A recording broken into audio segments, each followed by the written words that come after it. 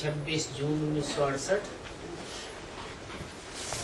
पहले पेज के मध्यांश में बात चल रही थी। अभी तुम बच्चे जानते हो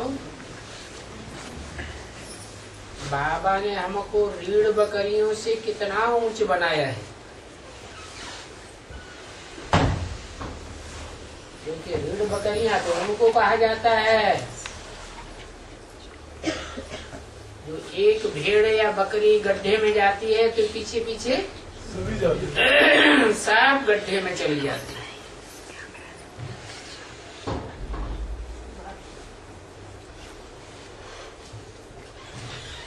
कहाँ की बात है, कहाँ का मिसाल?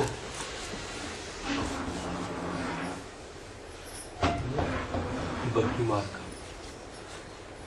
वो भक्ति मार्ग का फाउंडेशन ब्राह्मणों की दुनिया में ही लगता है या बाहर की दुनिया में ही लगता है?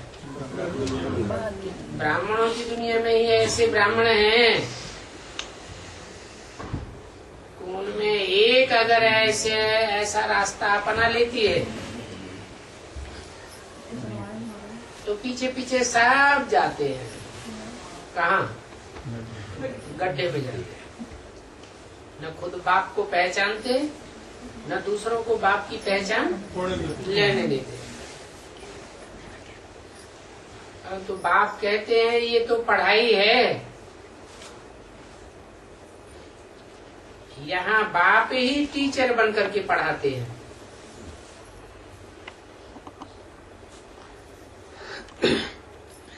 और तुम मनुष्य से देवता बनने के लिए पढ़ रहे हो।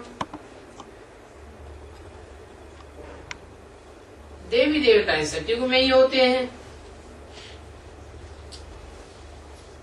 त्रेता में, द्वापर में, कलयुग में उनको देवी देवताएं तो नहीं कहेंगे। वो तो जो आती है आत्माएं डायरेक्ट परम धाम से उन युगों में, वो तो दूसरे दूसरे धर्मों की होती हैं, कन्वर्ट होती रहती है। तो देवताएं सत्ययुग में ही होते हैं और पूरे 84 जन्म लेने वाले होते हैं। कलयुग में तो होते ही नहीं है, क्योंकि कलयुग तो तमो प्रधान युग है और देवी देवताएं तो सतो प्रधान युग में होते हैं। कलयुग में राम राज्य ही नहीं जो कोई पवित्र रह सके। देवी देवताएं जो थे वो फिर वाम मार्ग में चले जाते हैं और वो देवी देवताएं हैं तो तुम्हारे ही जैसे मनुष्य, परंतु अंतर किस बात का है?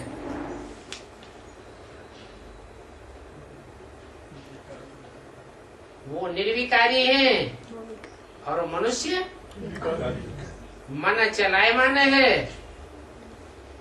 तो विकारी बन जाते हैं। तो बोला देवताओं के जैसे चित्र दिखाई देते हैं ऐसे हैं नहीं, क्योंकि चित्र तो जड़ दिखाई देते हैं और देवात्माएं कोई जड़त्व में ही बुद्धि वाली थोड़ी होती है। उनकी बुद्धि तो चैतन्य होती है। जगन्नाथ के मंदिर में तुम देखेंगे काली चित्र हैं।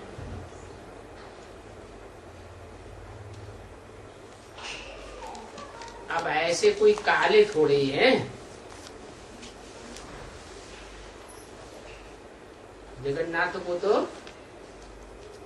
मंदिर में दिखाया है, पूजा होती है तो काले होंगे या गोरे होंगे?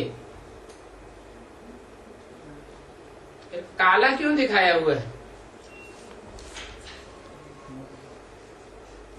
क्योंकि पुरुषार्थ की जो संपन्न स्टेज दिखाई गई है, जब तक लास्ट सेकंड ना आ जाए पुरुषार्थ का तब तक काले ही शरीर रहेंगे। शरीर भी काले तो काली आत्मा भी।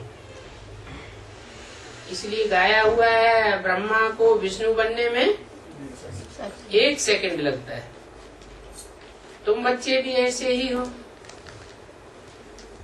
अभी बाप कहते हैं माया जीते जगत जीत बनो, तो उन्होंने फिर जगन्नाथ नाम रख दिया है। जगत को नाथ लिया, जगत को अपने कंट्रोल में कर लिया। कैसे?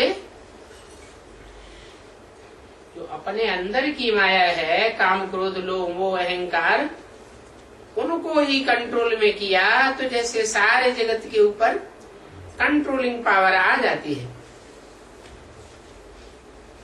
जगन्नाथ के मंदिर में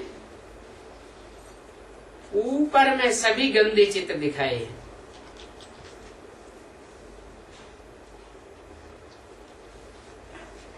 नीचे तो देवता की मूर्ति बैठी हुई है, अंदर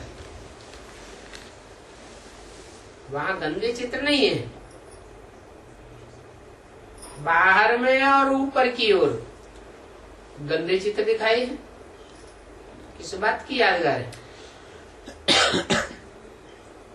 कि जैसे जैसे पुरुषार्थ की मात्रा बढ़ती जाती है, वैसे वैसे माया भी अपना विकराल रूप बढ़ाती जाती है।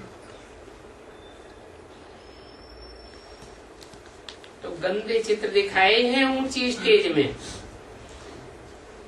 देखने वालों की कमी है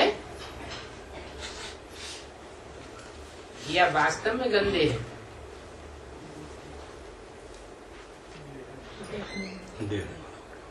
देखने वालों का नजरिया है। देवताएं वाम मार्ग में गए थे तब काली बने थे, और वाम मार्ग में द्वैतवादी युग में जाते हैं या सतयुग त्रेता में जाते हैं। जब द्वैतवादी युग आता है, 2-2 धर्म, 2-2 राज्य हो जाते हैं, 2-2 कुल हो जाते हैं, तब काली बनते हैं। परंतु मंदिर में उन काले चित्रों की भी पूजा करते हैं। कृष्ण को भी काला दिखाई दिया है, राम को भी काला दिखाई दिया है, और जगन्नाथ को भी काला दिखाई दिया। फिर उनकी पूजा क्यों करते हैं? पूजा पवित्र की होती है या अपवित्र की होती है? पूजा तो पवित्र की होती है। इसका मतलब है कि बहुत ऊंची स्टेज का पुरुषार्थ किया है, जिसे दुनिया वालों ने समझा नहीं है। मनुष्यों को तो कुछ भी पता नहीं है कि हम कब और कैसे पूज्य बने, क्योंकि 84 जन्मों का हिसाब तो कोई की बुद्धि में नहीं है। पहले पूज्य सतो प्रधान बनते, फिर 84 जन्म लेते लेते तमो प्रधान पुजारी बन पड़े। जो सतो प्रधान होते हैं वो पूज्य होते हैं, तमो प्रधान बनते हैं तो पुजारी बन पड़ते हैं। जब वाम मार्ग में जाते हैं तब काली बनते हैं। रघुनाथ मंदिर में भी काले चित्र दिखाए हैं।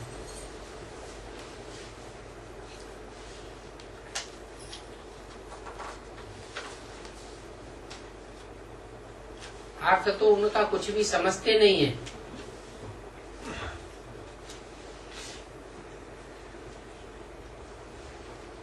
26 जून 1968 की वाणी का दूसरा पेज।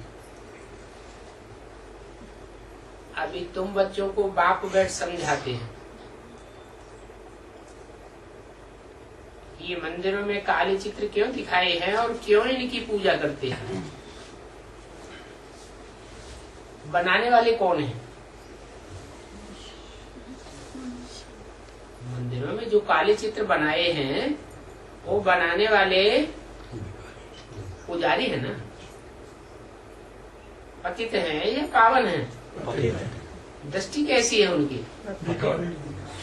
तो जैसी दृष्टि वैसी उनको उनकी सृष्टि दिखाई पड़ती है। वास्तव में जो काले चित्र दिखाए हैं राम के, कृष्ण के, जगन्नाथ के रघुनाथ मंदिर में या कोई भी दूसरे मंदिरों में, शिवलिंग को भी काला दिखाई देते हैं। ये यादगार है कि कीचड़ में रह करके उन्होंने ऐसा बुद्धियोग से उपराम रहने का पुरुषार्थ किया है। ये बुद्धि तो उपराम हुई, दिखाई नहीं देती भक्तों को। भक्तों को क्या दिखाई देता है? शरीर दिखाई देगा या बुद्धि की स्टेज दिखाई देगी? शरीर दिखाई देता है। तो उन्होंने ऐसे काले चित्र बना दिए। अब तुम तो जानते हो कि ज्ञान शिक्षा पर बैठकर तुम गोरे बनते हो। ज्ञान जल है ना, तो जल का काम क्या है? सफाई करना।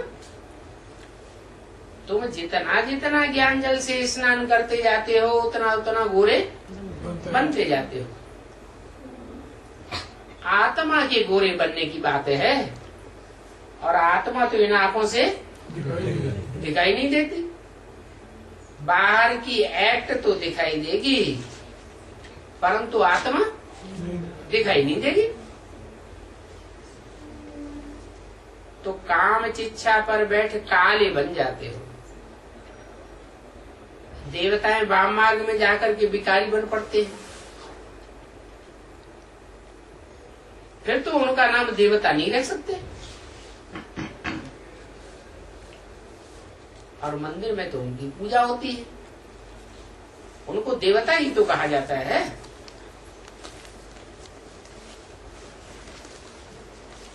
फिर भी बाप समझाते हैं कि वाम मार्ग में जाने से काले बन पड़ते हैं, ये निशानी दिखाई है। कृष्ण को भी काला, राम को भी काला, शिव को भी काला बनाए देते हैं। सभी काले ही काले। शिव का लिंग भी काला ही दिखाई देते हैं। अभी तुम बच्चे समझते हो कि शिव बाबा तो काला बनता नहीं।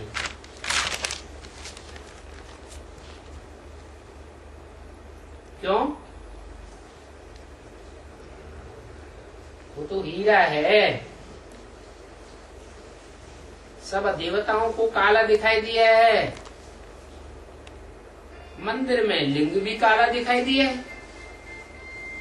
फिर ये क्यों कहते हैं शिव बाबा काला बनता नहीं?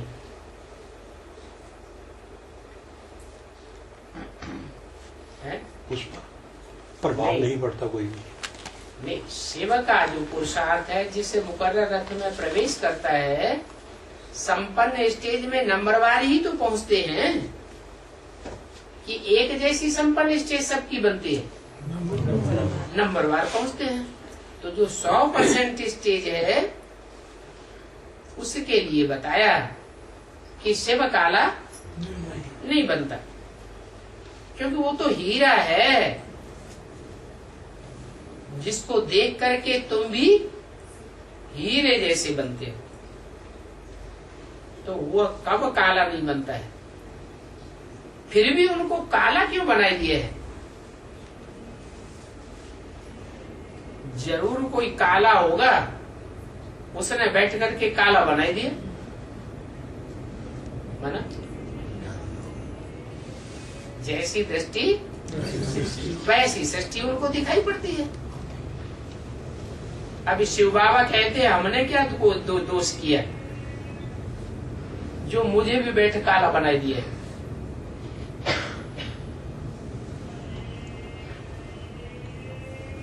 भक्त लोग तो जानते नहीं है कि मंदिर में जो लिंग दिखाया है वो किसकी यादगार है, और लिंग में जो बिंदु दिखाते हैं वो किसकी यादगार है। एक ही आत्मा है या दो आत्माएं हैं? दो आत्माएं तो दो हैं। लिंग साकार शरीरधारी की यादगार है और उसमें प्रवेश करने वाला ज्योति बिंदु वो शिव की यादगार है। तो वो तो हीरा है। सोमनाथ के मंदिर में कैसे बनावट बनाई गई थी? ये देखो, पत्थर का, चुंबक का ये देखो, लिंग था और बीच में हीरा जड़ा हुआ था। तो हीरा तो चमक मारता है सदैव, परंतु लिंग को अलग अलग अवस्थाओं में दिखाते हैं। कभी स्वर्ण लिंग बनावेंगे, कभी रजत लिंग बनावेंगे, कभी ताम्र लिंग बनाकर पूजा करते हैं, कभी लोहे और पत्थर का लिंग बनाकर पूजा करते हैं। ऐसा क्यों करते हैं? कि जैसे देवताएं काले बनते हैं गोरे से, ऐसे ही वो लिंग भी जिस मुकर्रर रथ में बाप प्रवेश करते हैं वो भी गोरे से काला बनता है। एकदम नहीं बनता, धीरे धीरे संग का रंग लगता जाता है। बाकी मैं तो आता ही हूँ सभी को गोरा बनाने के लिए। ये मैं बोलने वाला कौन? शिव, हीरा। मैं तो सदैव ही हीरा हूँ, सदैव ही गोरा हूँ। बाकी जगन्नाथ जो दिखाया है वो कौन सी आत्मा है? वो ही मुकर्रर रथ। जो लिंग दिखाते हैं वो भी कौन सी आत्मा है? वो ही मुकर्रर रथ। बाकी और जो भी देवताएं हैं वो सब नंबरवार। तो मैं तो सदैव गोरा हूं, फिर भी मुझे काला क्यों बनाई दिया? अभी तो कोई मंदिर में, शिव के मंदिर में लिंग में हीरा जड़ते नहीं। क्या लिंग को ही वो शिव समझ लेते हैं? मनुष्य की ऐसी पत्थर बुद्धि बन पड़ी है जो कुछ भी समझ नहीं है। शिव बाबा तो सदैव ही हसीन है और वो सभी को हसीन बनाने के लिए आते हैं। मैं तो एवर हसीन गोरा मुसाफिर हूँ। तो बाप डरापा देते हैं कि मैंने क्या किया जो मुझे काला बनाई दिया।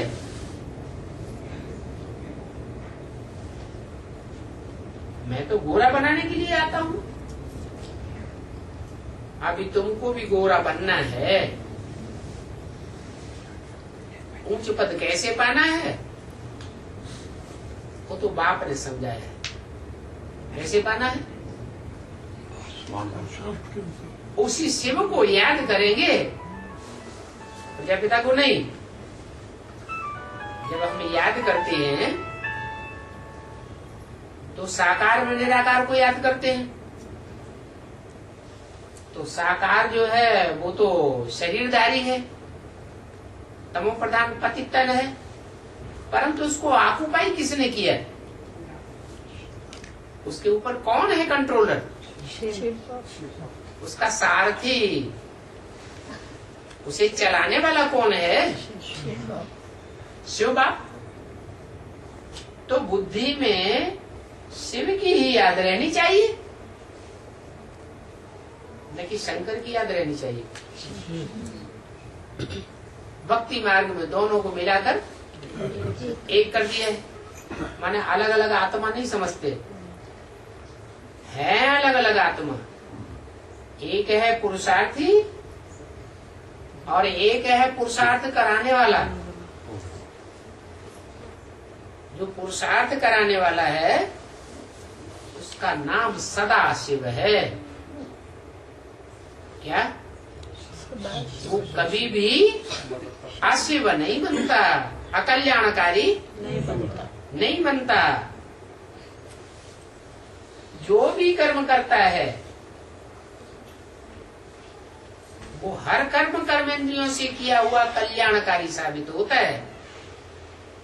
जो भी वाचा बोलता है वो वाचा कल्याणकारी ही साबित होती है, और जो भी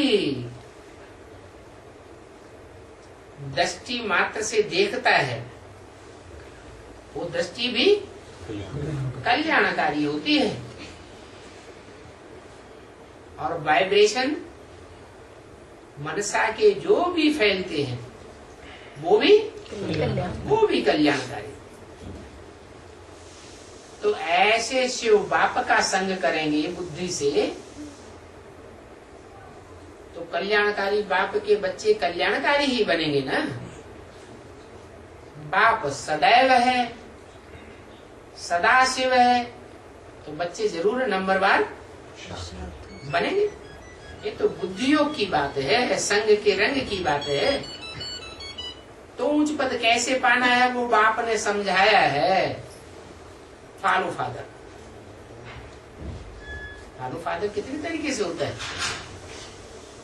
दो प्रकार से।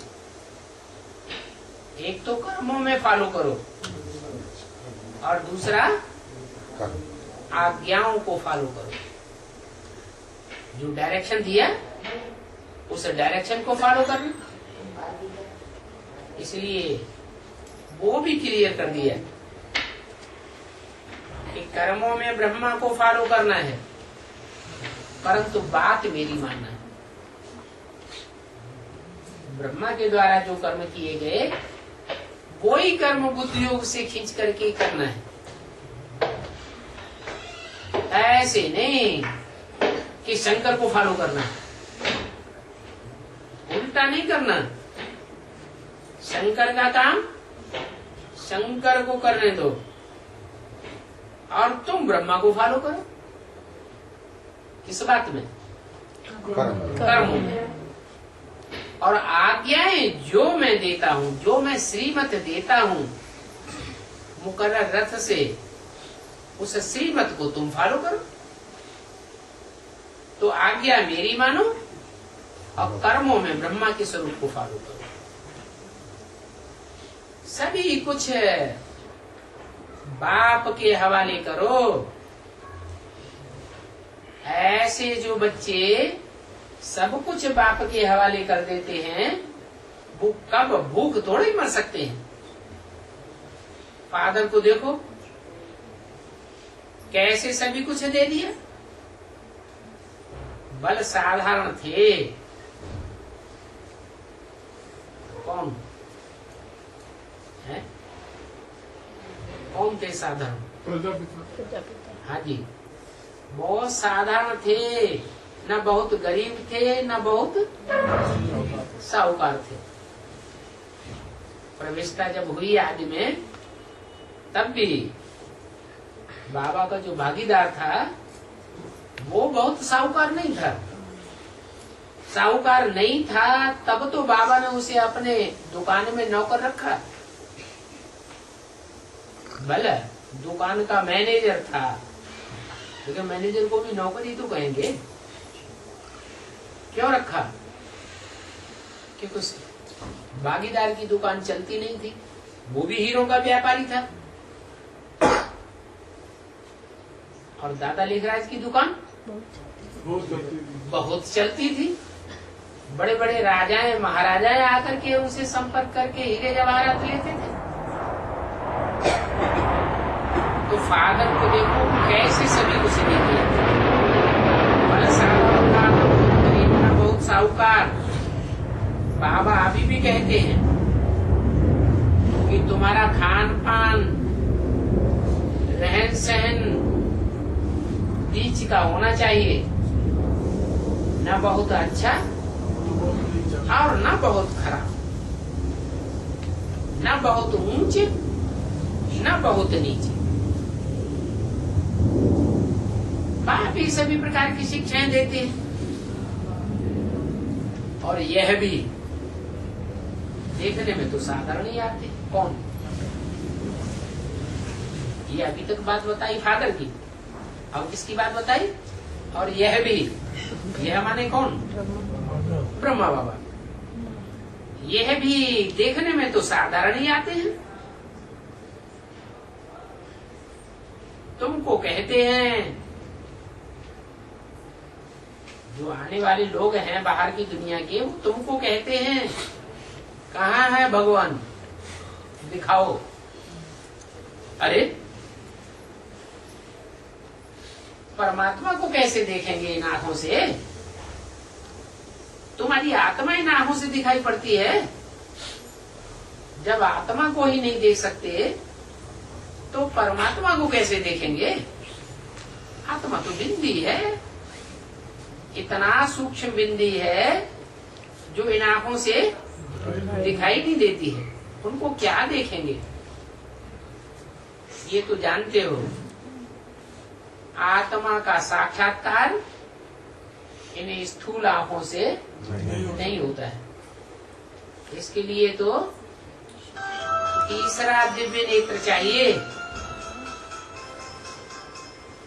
तुम बच्चे लोगों को कहते हो कि हमको तो भगवान बाप पढ़ाते हैं, तो पढ़ाना तो मुख से ही होगा ना, तो कोई शरीरधारी होगा या ऊपर से आवाज आती है? कोई जरूर शरीरधारी होगा। निराकार कैसे पढ़ावेंगे? मनुष्यों को तो कुछ भी पता नहीं है। जैसे तुम आत्मा हो, शरीर द्वारा पार्ट बजाते हो, जानते हो आत्मा ही बोलती है शरीर द्वारा, ऐसे ही बाप भी शरीर द्वारा पढ़ाते हैं। तुमको कहेंगे आत्मा आवाज और बाप को कहेंगे भगवान आवाज, परंतु आत्मा आवाज अक्षर शोभता नहीं है। आत्मा तो बाण प्रस्थ हो जानी है। क्या आत्मा का लक्ष्य क्या है? वाणी से परे हो जाना। तो आत्माएं जब वाणी से परे होना की लक्ष्य वाली हैं, तो वो पढ़ाएंगी कैसे? उनको पढ़ाने का हक नहीं है। पढ़ाने का हक एक ही परमपिता परमात्मा को है। और ये तो आध्यात्मिक पढ़ाई है, राजयोग की पढ़ाई है। ये राजयोग की पढ़ाई राजा बनाने वाली है। जो पढ़ाई एक बाप के सिवाय और कोई पढ़ा ही नहीं सकता। तो तुमको तो वाणी से परे जाना है। पढ़ाने करने की अहंकार अंदर बुद्धि में नहीं आना चाहिए कि हमने इनको पढ़ाया। आता है ना अहंकार ज्ञान का। बुद्धि में क्या रहना चाहिए कि बाप ने हमको जो दिया वो हम तुमको दे रहे हैं। हम कहाँ पढ़ा रहे हैं? पढ़ाने वाले हम हैं, टीचर क्या? हम तो पहले कुछ भी जानते ही नहीं थे। तो वाच तो शरीर से ही करते हैं। वाणी से परे सिर्फ आत्मा रह जाती है। और वाणी में आना है तो शरीर भी जरूर चाहिए। जैसे तुम बच्चों को शरीर चाहिए, वैसे बाप भी ज्ञान का सागर है। और ज्ञान का सागर है तो जरूर कोई का शरीर तो पकड़ेगा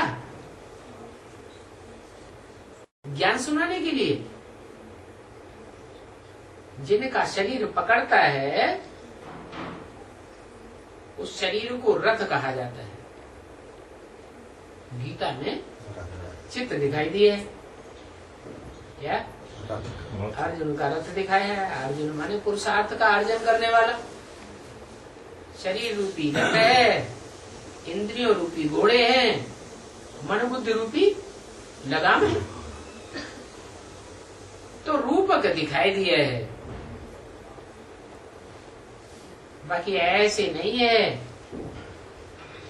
कि कोई स्थूल युद्ध हुआ और स्थूल युद्ध में दो सेनाओं के बीच में कोई स्थूल रथ रोक दिया।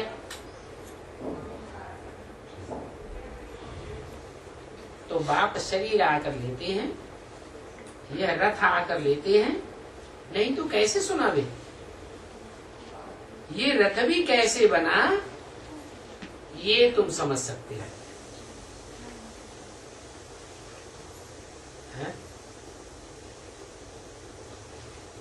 जो भी मुकर्रर रथ है वो पहले जन्म में बनता है, ये दूसरे जन्म में बनता है, पहले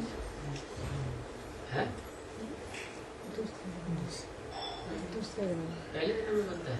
दूसरे कहाँ मुकर्रर है? मुकर्रर माने अंत तक, जिसने अंत किया उसने सब कुछ किया। तो पूछा ये रथ भी कैसे बना, कैसे बना? अरे पूर्व जन्म में कोई ऐसा पुरुषार्थ, तीव्र पुरुषार्थ किया होगा तो ये रथ बना। बाप पति से पावन बनाने की वैध शिक्षा देते हैं। तो जिस रथ में आवेंगे वो पहले पावन बनेगा या दूसरे शरीर रूपी रथ पावन बन जाएंगे? जिसमें आवेगा वो पहले पावन बनना चाहिए, और जिसमें आते हैं वो सबसे जास्ती पतितन होना चाहिए। इसलिए बोला बड़े से बड़े कामी कांटे में आकर उसको बड़े से बड़ा फूल बनाता हूँ। बाकी प्रेरणा की कोई बात नहीं है। पति से पावन बनाना कोई प्रेरणा से नहीं होता है। ये तो ज्ञान की बातें हैं। तो वो कैसे आवे और किसके शरीर में आवे? इसलिए कहते हैं कि ब्राह्मण जन्म का जो किया हुआ पुरुषार्थ है, अगर शरीर छोड़ भी दे, ब्राह्मण पुरुषार्थ करते करते ब्रह्मा की औलाद शरीर छोड़ दे, तो अगले जन्म में वो उसका पुरुषार्थ ऐड हो जाता है। तो ऐसा रथ चाहिए जो यज्ञ के आदि में भी तीव्र पुरुषार्थी था। इसलिए बोला कि उन्होंने तो कृष्ण की कहानी दिखाई दी है कि गीता का भगवान कृष्ण था, गोपियां बगाई, मक्खन चुराया, परंतु मुरली में क्या बताया? ये सब है प्रजापिता की कहानी। क्या दादा लेखराज की कहानी नहीं है, ब्रह्मा की कहानी नहीं है, कृष्ण वाली सोल की कहानी नहीं है। ये सारा कार्य बाप के द्वारा, बाप जो मनुष्य सृष्टि का बाप है उसके द्वारा संपन्न हुआ। इन बातों का कोई को भी पता नहीं है सिवाय तुम्हारे। रचयिता बाप ही बैठे रचना का परिचय देते हैं, बताते हैं कि मैं कैसे आता हूँ और किस रथ में आता हूँ। वो तो समझते हैं कि सर्वव्यापी है, और मैं कहता हूँ कि मैं सर्वव्यापी नहीं हूँ। फिर कोई पूछता भी नहीं कि सर्वव्यापी नहीं है तो एक व्यापी कहाँ है। मेरे से कोई किसी ने पूछा? कोई पूछता भी नहीं। ये भी बाप को ही आकर के बताना पड़ता है कि मैं सर्वव्यापी नहीं हूँ, मैं तो एक मुकर्रर रथ में आकर के सारा कार्य संपन्न करता हूँ। बच्चे जानते नहीं कि बाप का रथ कौन सा है। कोई बच्चा जानता था क्या? नहीं। है? कोई बच्चा पहले जानता था कि बाप का रथ कौन सा है? माँ का रथ, उसी को बाप का रथ समझ लिए। दादा लेखराज ब्रह्मा के रथों को क्या समझ लिया? बाप का रथ समझ लिया। और उससे भी बुद्धि नीचे मारी गई तो गुलजार दादी के तन को ही पाप का रथ समझ लिया। बहुत ही मुझे हुए हैं, किस किस का रथ बनाए देते हैं।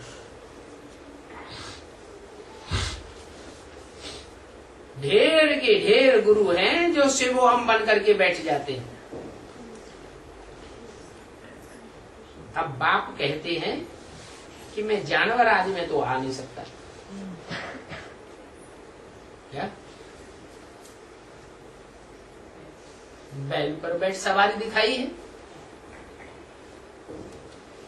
मैं बैल में आऊंगा क्या? बैल जानवर है या मनन चिंतन मंथन करने वाला मनुष्य है? जड़ बुद्धि, जड़ तुम्हारी बुद्धि है।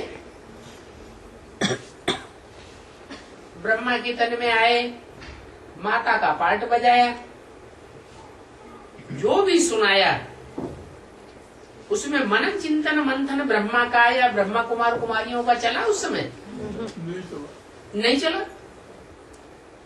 तो मनन चिंतन मंथन नहीं चला, सिर्फ सुनते रहे और दूसरों को सुनाते रहे। इसीलिए ब्रह्मा को बैल बताया हुआ है। मंदिर में, शिव के मंदिर में बैल भी दिखाते हैं। अर्थात मैं जिस मुकर्र रथ में प्रवेश करता हूं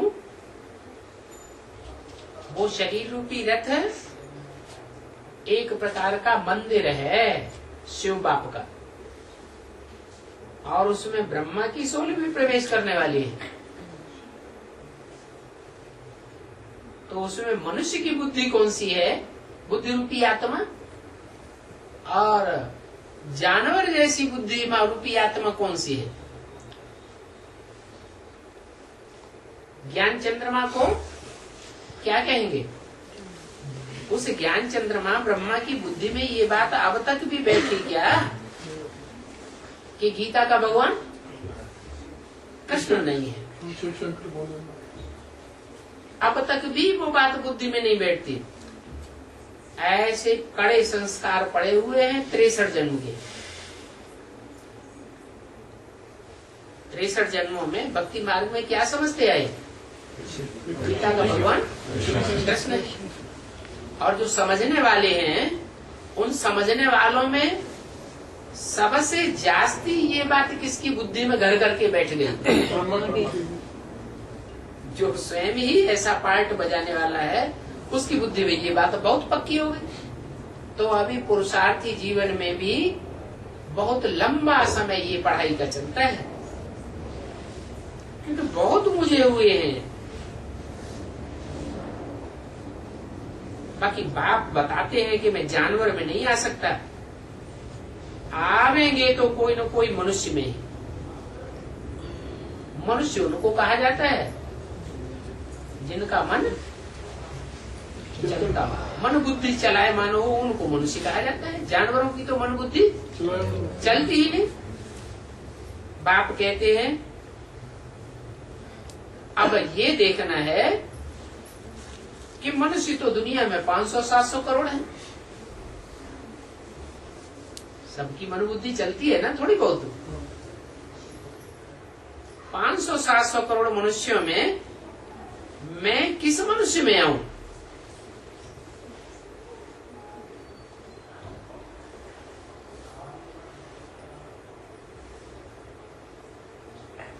ये समझ नहीं सकते हैं। मैं उसी मनुष्य तन में आऊंगा जो पूरे 84 जन्म लेते हैं, एक दिन भी कम नहीं। और आना भी भारत में ही है। ऐसे नहीं कि विदेशों में आवेंगे। मुकर्रर रथ में विदेश में नहीं आवेंगे। कहाँ आवेंगे? भारत में ही आना होता है। और भारतवासियों में भी किसके तन में आऊं?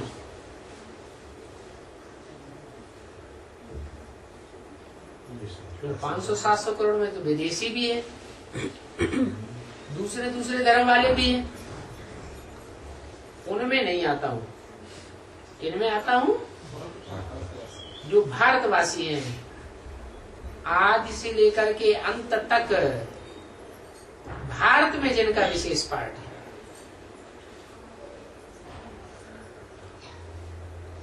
क्या प्रेसिडेंट या साधु महात्मा के रथ में आऊंगा? कोई बड़े आदमी के तन में आ जाऊं, कोई साधु संत महात्मा बहुत मान मर्तबे वाले के तन में आ जाऊं? क्यों नहीं आ सकता उनमें? है? फिर तो सारे ही पहचान लेंगे, सारी दुनिया मानने लगेगी। इसलिए मैं साधारण तन में प्रवेश करता हूँ, मान मर्तबे वाले में प्रवेश नहीं करता हूँ। ऐसे भी नहीं है कि कोई भी पवित्र रथ में आ जाऊंगा।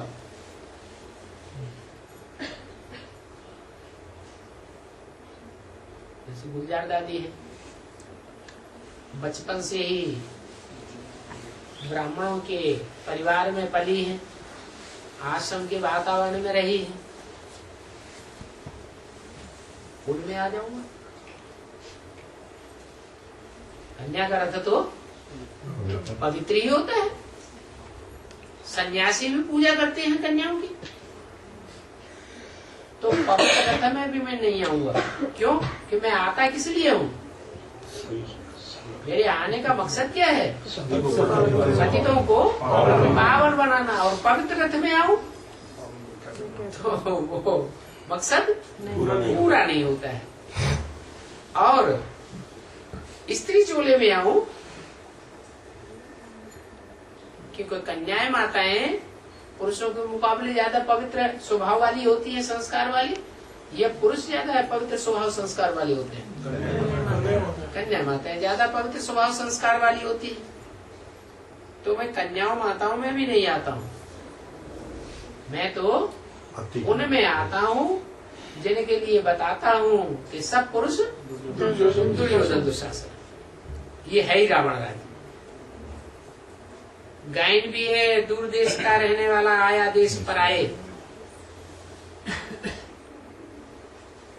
ये पराया देश है, भारत देश पराया देश है। जब विदेशियों का शासन है और अभी भी विदेशियों का प्रभाव ज्यादा है या स्वदेशीयता का प्रभाव ज्यादा है भारत में? विदेशियों का प्रभाव पक्का है। तो ये तो है ही रावण राज्य। रामलीला खेलते हैं तो रावण का रोल करने के लिए रावण संप्रदाय को बाहर से मंगाते हैं।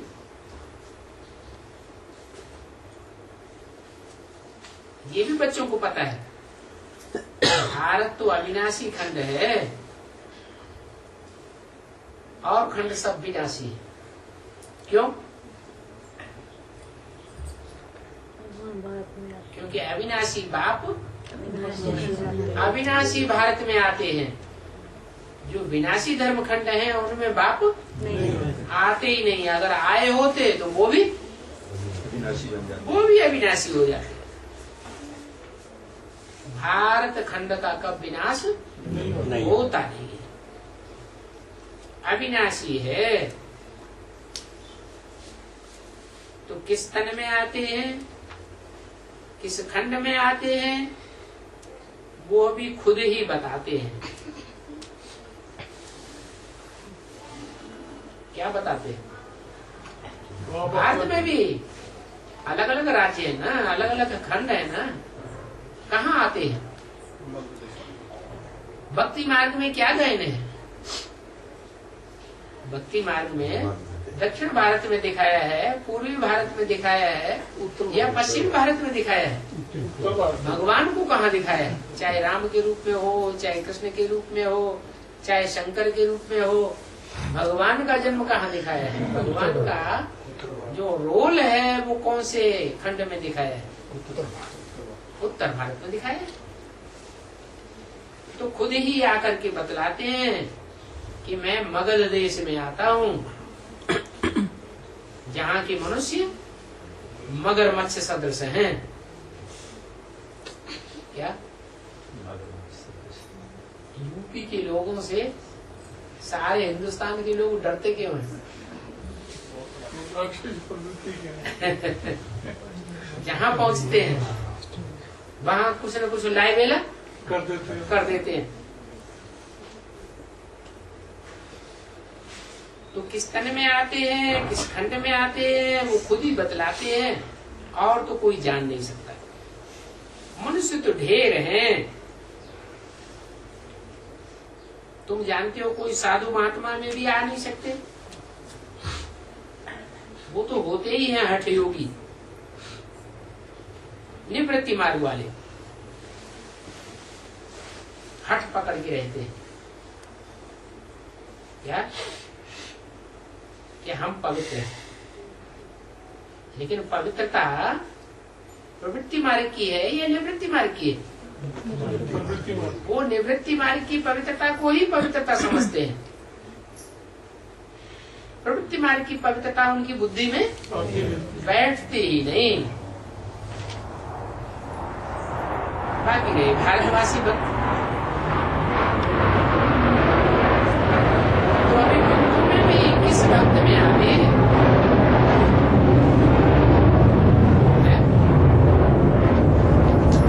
भक्त हैं, भक्ति करने वाले, उनमें भी कौन से भक्त में आवे? कोई छोटे मोटे भक्त में आवे, बड़े भक्त में आवे, किस में आवे? कोई तो नियम होगा है? जिसने सबसे जास्ती भक्ति की हो, जिसने सतो प्रधान भक्ति की हो, और जो दुनिया का बड़े से बड़ा भक्त हो। सतो प्रधान भक्ति की होगी तो सतो प्रधान ज्ञान उठावेगा। बड़ा भक्त होगा तो बड़ा ज्ञानी कहलावेगा। तो बताया भक्त भी बड़ा चाहिए, जिसने बहुत भक्ति की हुई हो।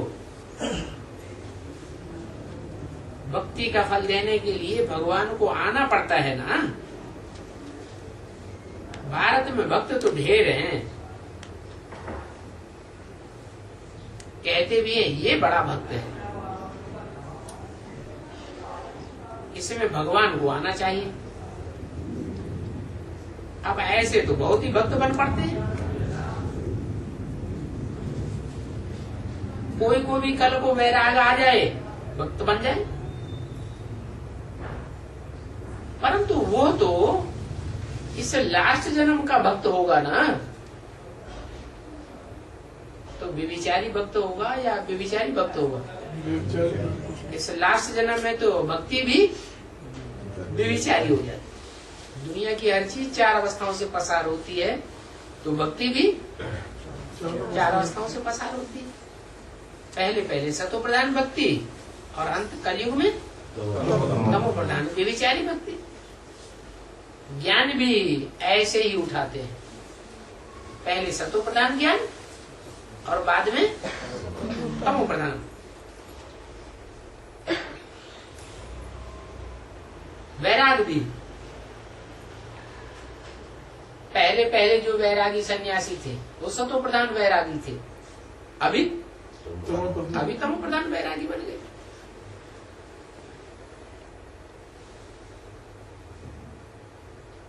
तो जो बहुत ही भक्त बन पड़ते हैं वो तो इस जन्म के भक्त होंगे। इस लास्ट जन्म के बड़े भक्त में तो आवेंगे नहीं। बाप समझाते हैं इस जन्म के जो भी भक्त हैं उनमें मैं नहीं आता हूं।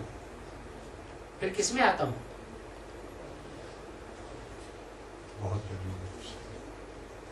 एक तो बहुत जन्मों का भक्त हो, और दूसरे आदि के जन्म में भक्त, जो भक्त कल्ट चलता है, उसमें जो आदि भक्त कल्ट का जो पहला जन्म है, उसमें जिसने सतो प्रधान भक्ति सबसे जास्ती की हो, उसमें मैं आता हूं।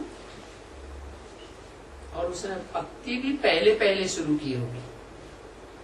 क्या शुरुआत किसने की होगी? नहीं, विक्रमादित्य विकारी राजा था या निर्विकारी राजा था? विकारी राजा। विकारी राजाएं जो हैं वो कोई ब्राह्मण को महामंत्री बनाते हैं या नहीं बनाते हैं? किस लिए बनाते हैं? अपनी अकल नहीं काम देती है तो ब्राह्मणों को पवित्र समझते हैं, इसलिए उनको महामंत्री बनाते हैं। और सत्ययुग त्रेता में भी यही परंपरा चली है कि जो बाप होता है वो ही बच्चों को संभालता है, बच्चों को भल गद्दी पे बैठाता है, परंतु शासन फिर भी किसका चलता है? बाप का चलता है। तो वो परंपरा द्वापर के आदि में भी चली आती है। पहले जन्म जो राजा विक्रमादित्य को शिवलिंग की पूजा करने का शुरुआत की जो शिक्षा है वो किसने दी होगी? उसी के बाप ने। जरूर उसके गुरु ने दी होगी, उसके बाप ने ही दी होगी, क्योंकि राजाओं में तो अपनी अकल विकारी राजाओं में होती नहीं। तो मैं उसमें आता हूं जिसने पहली पहली भक्ति शुरू की है। उनको भी भक्ति का फल मिलना है ना। तुम भी समझते हो कि सबसे बड़ा भक्त कौन है? जिसने पहले पहले भक्ति शुरू की। द्वापर से लेकर भक्ति शुरू हुई है। ये हिसाब किताब तो कोई समझ नहीं सकता। कितनी गुप्त बातें हैं। मैं आता ही उनमें हूं जो पहले पहले भक्ति शुरू करते हैं। अभी उनमें कर दिया, उसमें नहीं, उनमें।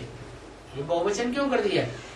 दोनों में रामकृष्ण वाली। हाँ, रामकृष्ण वाली आत्माओं में मैं पहले पहले आता हूँ। और संगम युग में भी है, संगम युग यही बात है। जिन्होंने पहले पहले भक्ति शुरू की थी रामकृष्ण वाली आत्माओं ने द्वापर के आदि में, वो ही आत्माएं फिर निमित्त बनती हैं संगम युग में, और उनमें मैं पहले पहले प्रवेश करता हूँ। 26 जून 1968 की वाणी का तीसरा नंबर 1 जो पूज्य था वो ही फिर नंबर 1 पुजारी भी बनेगा। क्या खुद कहते हैं ये रथ ही पहले नंबर में जाते हैं, फिर 84 जन्म भी यही लेते हैं। मैं इनके बहुत जन्मों के अंत में भी प्रवेश करता हूं। क्या मतलब? बहुत जन्मों का अंत। बहुत जन्म कितने होते हैं? 84। और उनका अंत क्या हुआ? 60 साल की जब अवस्था हुई वानप्रस्थ, तो कहेंगे 84 जन्मों का अंत। बहुत जन्मों के अंत और उसके भी अंत। तो 60 साल की जो वानप्रस्थ अवस्था है जिसमें प्रवेश करते हैं उसका नाम रखते हैं ब्रह्मा या प्रजापिता ब्रह्म। और वो 100 साल का हो जाता है क्या? ब्रह्मा की आयु तो 100 साल गई हुई है। 100 साल में ब्रह्मा मृत्युलोक में खलास हो जाता है। तो यज्ञ के आदि में 60 साल की अवस्था में प्रवेश किया सन 36 में, तो 100 साल की अवस्था हो पाई क्या? नहीं हो पाई। इसलिए बोला कि बहुत जन्मों के अंत के भी अंत में, माना जब 100 साल पूरी अवस्था हो तब मैं प्रवेश करता हूं। कब? 76 में। उनको ही फिर नंबर 1 में जाना है। नारायण तो बनते हैं ऊंचते ऊंचे, सतयुग में भी नारायण होते हैं, लेकिन ऊंचते ऊंचे नारायण किसे कहें? नर से प्रिंस बनना ऊंचते ऊंचे नारायण बनने की बात है, या नर से नारायण बनना ऊंचते ऊंचे बात है? उसी नर तन में ऐसा पुरुषार्थ करें कि उसी जीवन में पढ़ाई का प्रारब्ध मिल जाए।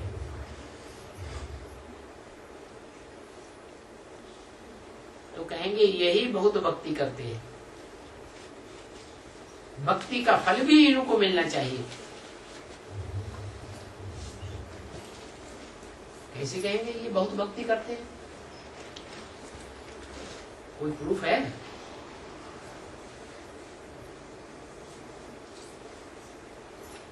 नहीं, प्रूफ तो जरूर होना चाहिए।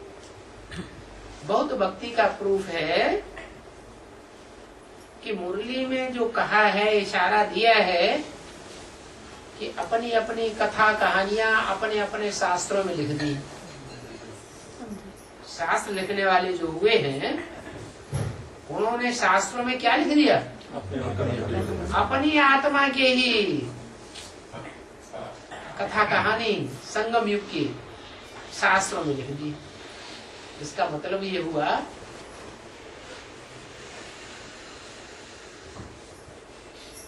कि 2 ही कथा कहानियां विशेष हैं शास्त्रों में, राम और महाभारत। कृष्ण। कृष्ण के आसपास महाभारत जुटा हुआ है, राम के आसपास रामायण जुटी हुई है। देवासुर संग्राम भी दिखाते हैं, उसमें विष्णु और शंकर को दिखाते हैं। विष्णु का रूप ब्रह्मा सो विष्णु, और फिर शंकर। तो बाप दिखलाते हैं बच्चों को कि देखो यह मेरे ऊपर बारी कैसे गया, सभी कुछ दे दिया ना। इतने सभी बच्चों को सिखलाने के लिए फिर धन भी तो चाहिए ना। कराची में तुम बच्चियां कितनी ढेर भागी, कहां से? सिंध हैदराबाद से। साथ में तो कुछ भी लेकर नहीं आई थी।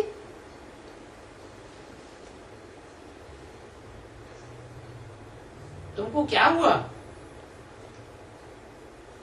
दिन में तो कोई प्रोग्राम बनाया नहीं भागने का, अचानक रात में बकड़ी हुई। तुमको बैठे बैठे रात को क्या हो गया जो निकल पड़ी? वही हो गया जो अभी इशारा देते हैं, आज में सो अंत में। तुम बच्चों को ट्रंकाल आवेगा, एक ही ट्रेन चलेगी। जैसे हिंदुस्तान पाकिस्तान का जब बंटवारा हुआ तो जहां से भी निकलनी थी पहली ट्रेन निकल गई सुरक्षा पूर्वक, और बाद वाली जो ट्रेन है कराची में पहुंची या कराची से दिल्ली में आई वो सब काट डालेगी। बाकी यह तो कहीं भागा नहीं। कौन? ब्रह्मा बाबा तो कहीं भागे नहीं, वो तो कराची में ही उनका बंगला था, पहले ही चले गए थे। ये सेफ्टी में था। तो देखो इतने भाग करके पूरी बारात की बारात आ गई। कोई भूख मरते हैं क्या? कोई भूख मरे नहीं। उनके साथ जो भी आए, पेट में बच्चे भी ले आए, वो भूख मरते हैं क्या? कुछ भी नहीं। ईश्वरीय प्रसाद मिलता रहता है। तो ये ईश्वर का यज्ञ रचा हुआ है, इसमें कोई कमी पड़ने वाली नहीं है। ओम शांति।